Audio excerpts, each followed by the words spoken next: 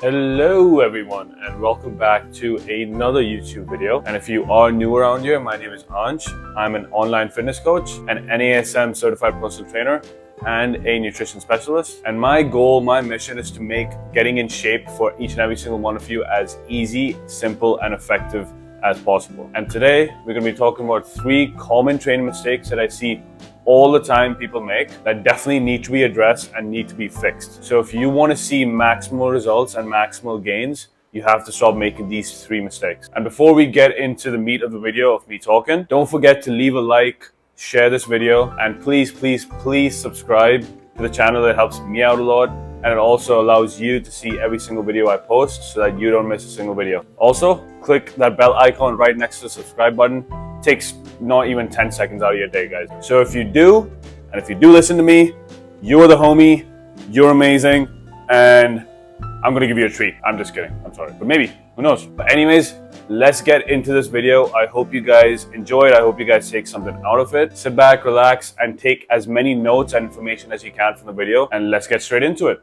Now, the first mistake that I want to talk about that I see most people making all the time is actually changing things up too often when it comes to their workouts and their training. Now, see, I get it. Like, social media is super influential in trying to lure like most people into trying 100 different workouts. Or if you see this really big jacked like social media influencer or fitness model saying, hey, try this chest workout, or try this back workout, or do this leg workout to get crazy quads. Look, I've been there, I've done it, and I know how it feels, and I know how easy it is to like get lured into these social media influencers and what they're doing or what they're putting out. But you've got to realize that those are things that might have worked for them, and they're simply making content. What they don't tell you is what you're supposed to do on a daily basis, on a weekly basis, or on a basis of, or on a long-term basis to actually see maximal results. Because the key to success and getting stronger and getting more muscle is sticking to the basics and doing it repeatedly over time. Because the simple fact is you simply don't know if you've even made progress if you just keep on changing things. Simply put, there is no standardized test to see if you've actually gotten stronger. And guess what? If you haven't gotten stronger, or if you don't know if you've gotten stronger,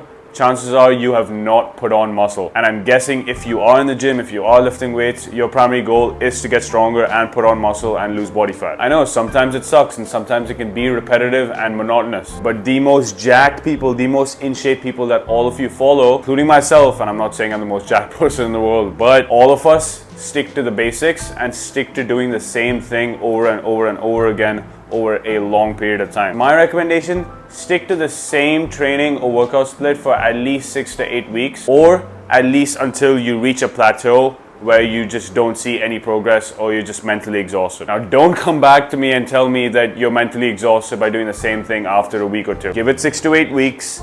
Give it some time. Or if you feel like you're still continuing to make progress with the lifts you've chosen after 8 weeks, stick to it. Now, the second mistake that I see people make all the time is that they just don't track their lifts. Now, similar to the first point I made earlier, if you don't track the weights that you lift over the course of a week, over the course of a month, a year, whatever it is, you just don't know if you've actually gone stronger. Now, I know there's a lot of you out there that, like, you know, you're gonna say, oh, I mentally remember, I have mental notes, I used to lift this much, I used to lift that much. Trust me, there's something called human error. And a lot of the times we just forget how much we've lifted, and if we don't have it written down, we just completely forget. It also serves as a massive motivating factor for somebody to like just go back in time, like go back 2, 3, 4, 5 months back in time and see how much stronger they've gotten on each lift. It only persuades them to do it more and actually make them more consistent. I can certainly back that because, for example, about 6 months ago, my max overhead press, like 1 rep max on overhead press, was just 135 pounds.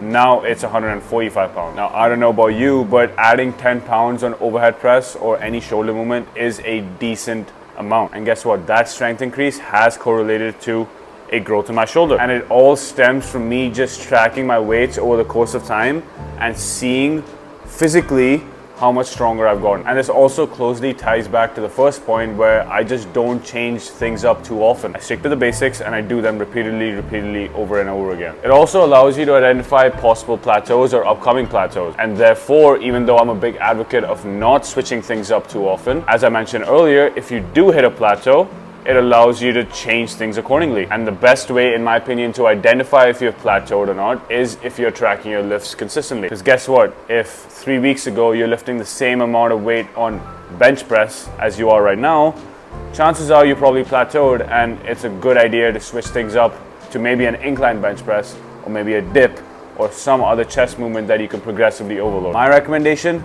guys, just open your notes app, whether you have an iPhone or an Android or whatever app you have to take notes on, and write down the reps you performed in each set with each weight within that set. And simply do it after every single set during your workout while you're resting, guys. It takes 30 seconds and it's going to massively benefit you in the long run. And the third mistake that I see people make all the time when it comes to their training is just a simple lack of effort. It sounds so obvious, but I don't think people understand the importance of effort and training to failure. Forget about advanced training techniques like RPE, rest pause, partials, long length partials, etc., etc. If you don't know the extent to your strength, you won't even know what weight or reps you're supposed to be lifting for each exercise. Or to go further, you won't even know what weight or rep range you're supposed to be in for these specific techniques. So before you scavenge the internet for different types of training techniques or cheat codes or methods to like gain muscle super fast, you just have to learn to train to failure. More importantly, at least for myself, it serves as a mental challenge that I have to overcome the feeling of discomfort every single time I work out. That is also another reason why people don't train to failure, is because it's just simply uncomfortable. It's simply not that fun. But guess what? If you do want results, if you want great long-lasting results, you have to get comfortable being uncomfortable. Building muscle is a slow process, and it can be repetitive, and it can be boring, and it can be really challenging. And after all the points I've covered today, if you just don't work hard enough, or if you don't train to failure, nothing is ever going to happen for you. Also, if you're a natural, this is one of the best and only ways that you're going to see results. So my recommendation, take at least one set per exercise from your workout and perform it and train to failure. Ideally, this should be done with your heaviest set for that exercise. Now, in my opinion and my preference, I like to perform my heaviest set as my first set for each exercise. This is also called reverse pyramid training, but instead of going into the nitty-gritty of it, which is a separate topic for a separate video, the basic gist of it is you perform your heaviest set as your first set, and each set you drop the weight a little bit and increase the rep. The reason why this works so well specifically for natural lifters is because as you perform more and more sets or more volume, you will start fatiguing. Now imagine if you perform your heaviest set after doing 3 or 4 build-up or pretty intense sets before that, chances are you won't be able to lift as much weight as you possibly could if you just perform that heaviest set as your first set. Saying that though, there are some advantages to pyramid training, which again is a different topic for a different video. But if you do prefer to have your heaviest set as your last set, by all means do that. As long as you're training to failure and as long as you're putting in a 10 out of 10 effort on at least one set per exercise for each workout, that's what's most important. Alrighty guys, so that is it for the video. I hope you guys took away something and took away some more information on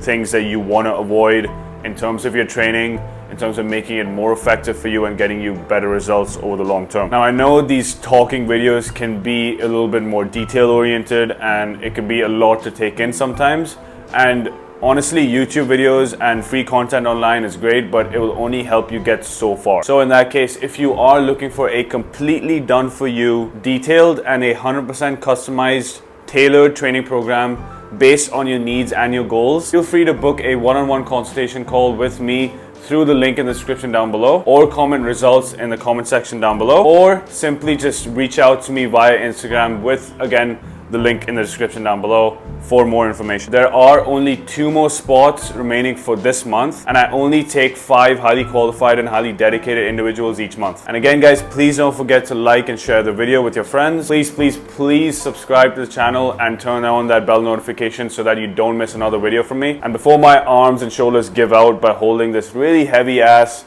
tripod and phone, I will see you guys in the next video.